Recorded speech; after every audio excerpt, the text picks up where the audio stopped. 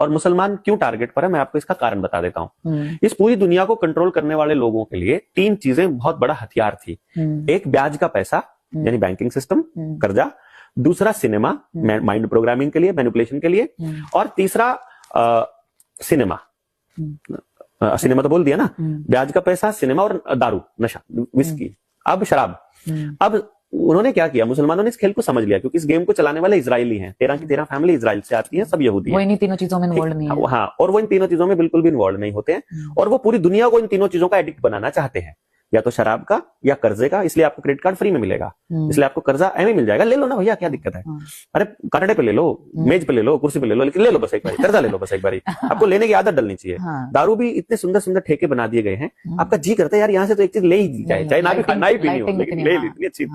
इसी तरह से सिनेमा भी इस तरह से प्रचारित किया जाता है, आपके घर घर में, हर टीवी में, हर हाथ में आ गया है। मुसलमानों ने अपनी कुरान में इन तीनों चीजों को हराम किया हुआ है, इसलिए शराब नहीं पीते वो ना, वो शराब भी उनके लिए हराम है, कोई इंजेक्शन लगाना, केमिकल भी हराम है, सिनेमा भी हराम है, इसलिए मुसलमानों को टॉप पे रखा गया है। कम से कम तुम्हारे खान टॉप पे यार, उसकी फिल्म तो देख लो। अब वो क्योंकि चला नहीं, इसीलिए हर घर तक मोबाइल लाना पड़ा उनको, कि हर जेब में दे दो, इनके बच्चों को किसी तरह सिनेमा दो, क्योंकि मेरा माइंड प्रोग्राम वहीं से होगा। तो मुसलमान ब्याज का पैसा भी हराम बोलते हैं। तो इनके इस प्रोपेगेंडा के आगे 2 कौम, एक सिखी और एक मुस्लिम, ये सबसे बड़े हथियार हैं। और तीसरी कौम जो इनके आगे खड़ी थी, वो जाट कौम खड़ी थी, क्योंकि जाट इन दोनों का मिश्रण है, वो सरदार भी है, वो मुल्ला भी है।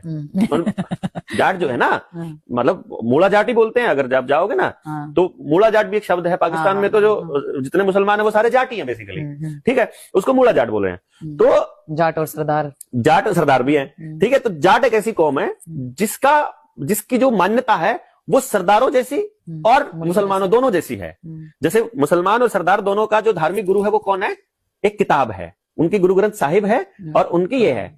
हिंदू जो है वो पगलाए हुए हैं, उनको पता ही नहीं है उनका धार्मिक गुरु कौन, उनका कौन राम है, लक्ष्मण है, कैसा दिखता है, कृष्ण है कि कौन, हनुमान है कि शिव जी है। उन्होंने सिंबॉलिकली, उन्होंने सिंबल्स लिए, एनर्जी के सिंबल्स लिए, उन्होंने नॉलेज को लिया। उन्होंने कहा हमारा गुरु नॉलेज है, उन्होंने कहा यह हमारा गुरु आदमी है। जब किसी का गुरु आदमी और उसकी शक्ल हो जाए, वो भगवान हो ही नहीं सकता। बिल्कुल। शक्ल होने वाला भगवान नहीं हो सकता। तो हिंदू हो गया कंफ्यूज। अब उसको लगा कि मेरा असली दुश्मन कौन है। असली दुश्मन था वो पंडित जिसने कहा कि ये राम है, अरुण गोविल, जिसने उसका फोटो दिखाया कि ये राम है। असली दुश्मन था वो। लेकिन पंडित जी ने फिर प्रोपेगेंडा रचा कि सिनेमा के थ्रू कि दुश्मन का मुंह मोड़ दो, कि दुश्मन तुम्हारा मैं नहीं हूं, तुम्हारा मुसलमान तुम्हारा दुश्मन है, तुम्हारा दुश्मन सरदार तुम्हारा दुश्मन है, या जाट भी तो देश का दुश्मन है। वो ऐसा करके वो प्रोपेगेंडा चलाएंगे।